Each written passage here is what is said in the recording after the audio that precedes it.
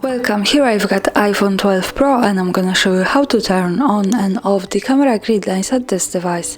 So let's start by tapping on these settings to open them, and now let's slide down to the camera.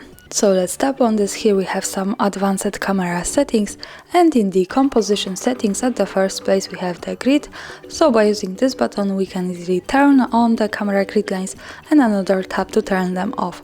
For now, let me keep this turned on. Let's go to the camera now. So let's tap on the camera button, and here we can see the grid lines. This is useful, for example, when we want to use the rule of thirds in photography or making experiments with composition.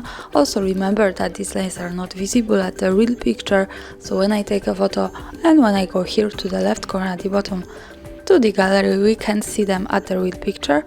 So these lines are only to help us taking better photos. And of course, when we don't need this, we can easily go back to these settings and use this button to turn them off. So now when we move again to the camera, we can see that the grid lines have gone. And that's all. Thanks for watching. Subscribe our channel and leave the thumbs up.